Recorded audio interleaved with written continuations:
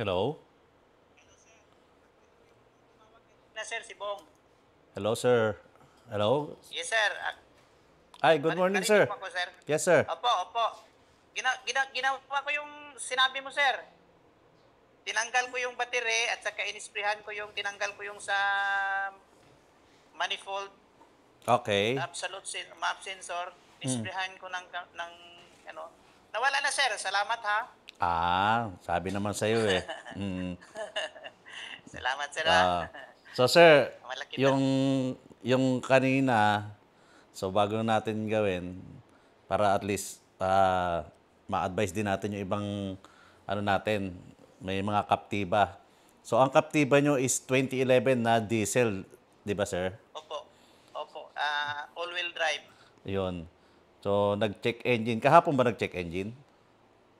Ah, mga kwan sir, mga 3 araw na. Ginamit Hindi nyo, ko lang ginamit sir, hindi ko lang ginamit. Nandito lang sa garahe kasi ah, sabi ko baka may mga effect na ano ba, ano siya. So, baka may masirang hindi ko iba. lang ginamit. Opo. Apo. So, nung nakaraan, ginamit nyo, biglang nag-check engine habang umaandar kayo. Pero, wala naman kayo naramdaman. Yes sir. Tapos, so habang umaandar kayo, syempre masakit sa mata at may check engine eh. Yes sir, So, yes sir. saka Tama. nakakaano yan nakaka-worry yung pagka ganyan. 'Di ba? Tama sir. Lalo na't hindi mo alam kung ano yung pwedeng mangyari sa sakit. Bigla ka itirik. 'Di ba? Tama sir, tama sir. Tama. So, si Sir Lalo na ay, si Sir taga sa si Sir? taga Isulan, Sultan Isulan. Kudarat. Uy, yun no. Isulan. So sa mga taga Isulan at taga Shout out. Mindanao, shoutout po sa inyong lahat diyan, mga kapatid. Yes Ayan. sir. Oo. So sir, yun lang po yun no. So salamat sir sa pagtawag at syempre yung tiwala din na yung pagtawag nyo, ano na rin yan sir eh. Kumbaga tiwala kayo sa amin. Yes sir, tama ka. And Tapos then yung second and opinion then, na ginawa nyo, tama yan sir. Kuha mo na kayo second opinion. opo, sa susunod, ganun pa rin ang gagawin ko. Yes, sir. Bili kayo ng may nabibili sa Lazada or Shopee ng scanner. Alam ko 400 lang yun eh, kahit mga generic lang. Ganun ba? Oo, ano yun sir, malaking bagay yun, lalo na meron kayong sasakyan. So once na nag-check engine niya, pwede nyo siyang i-scan. Mariread naman yung fault doon, yung fault error, then isi-search nyo lang siya sa Google. So, pag search nyo sa May, Google, mabibigyan na kayo ng idea kung bakit siya nag-check engine kasi lalabas dun yung definition nung na-scan. ganun ba? May Yes. nakita ko sir sa Shopee, yung UB dito, yun ba yun? Yes, yes. O basta OB dito, sir, kahit anong brand, kahit generic yan, huwag na kayong bumili ng mamahalin. Hindi nyo naman kailangan yun. Ang kailangan nyo lang, yung habang bumabiyahe kayo, meron kayong scanner. Meron akong tool scan para in Oo. case may gagamitin ako na Oo. pang-scan Yes. personal. Yes, sir. Kasi hindi naman lahat ng oras available tayo. Baka mamaya bumabiyahe kayo ng gabi, biglang na Oo check nga. engine. So, mas maganda na, sir, na lagi tayong ready. Mura lang naman yun. Wala pang 500 yun, sir. Malaking bagay yun. Sige sir. Yan yung lagi natin sinasabi sa mga may mga sasakyan na bumili. Personal lang naman yun. Hindi mo na need ng mamahaling scanner. So ngayon, sir, okay na yung problema mo. Wala na yung check engine mo ng sasakyan nyo Okay na. pala. Okay. Ah, Okay ayun. na sir. Sa uulitin sir ha. Yan naman lagi natin, sir, sinasabi. Kung wala naman kayo nararamdaman sa sasakyan habang umaandar kayo at may check engine, shifting okay, takbo okay. Yun lang, lagi lang, tanggal ng isang terminal sa battery, 10 seconds.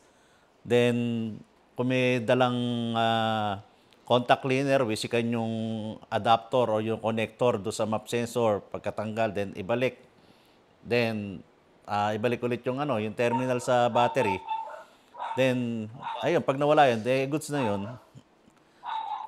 Solve na yung problem ko sir. Ayun. Ayos, sir. Salamat. Salamat ulit. Sana welcome ako ulit sa tawag ha. Ay, sir, lagi kayong welcome. Kahit sino po welcome sa akin. Kahit, lalo na yung nasa malalayong lugar na hindi makapunta dito sa Maynila. Welcome po lahat. Lagi yan. Okay. And salamat again, sir ha. Anytime, sir. Anytime. Basta pagka may problema, tawag lang at kung ano yung may tutulong ni Autodoc sa inyo, sasabihin naman namin, bibigyan namin kayo ng mga recommendation kung ano yung mga dapat gawin. Kahit wala kami dyan sa lugar nyo, sir. Yon. Sige, sir. Thank you. Okay. Maraming salamat, sir. Ingat lagi, ingat.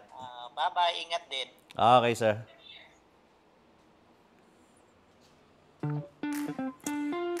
So, ayun, meron tayong natulungan, taga Mindanao. So, shoutout sa lahat ng mga taga Mindanao dyan. So, anong nangyari nga pala doon sa kaptiban ni sir?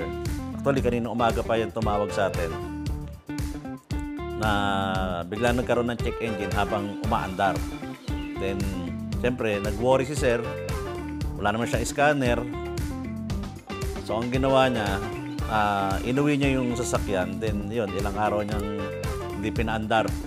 Kasi nga nagwo-worry siya. Then, kanina tumawag nga dyan sa atin. So, nag-advise lang tayo, although kasi malayo no Mindanao eh. So, nag-advise lang tayo, manual reset lang. Kahit wala siyang scanner. So, ang pinagawa natin sa kanya, pinatanggal lang natin yung isang terminal ng battery.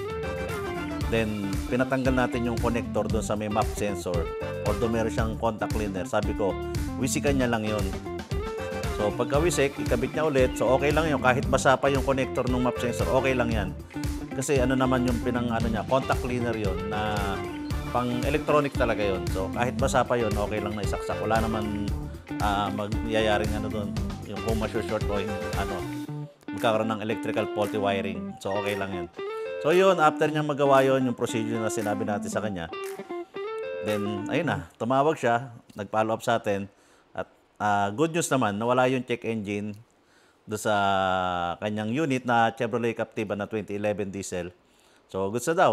And then, ayun na, nag-thank sa atin, nag-thank you, nagpasalamat. So, yun lang, okay na tayo doon. So, wala tayong hinihingi na kahit anumang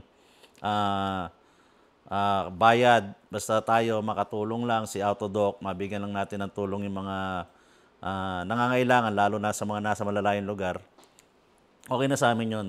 Ano sa amin yun? Kumbaga, yung pagtulong, yan lang naman lagi yung ni Autodoc sa mga customer natin.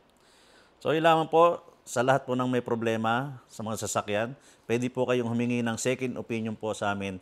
Kung kayo po ay malalayo at hindi kayo makapunta dito kay Autodoc, Cavite branch and Pasig branch, pwede po kayong tumawag sa amin. Then magbibigay kami ng simpleng rekomendasyon lang, yung mga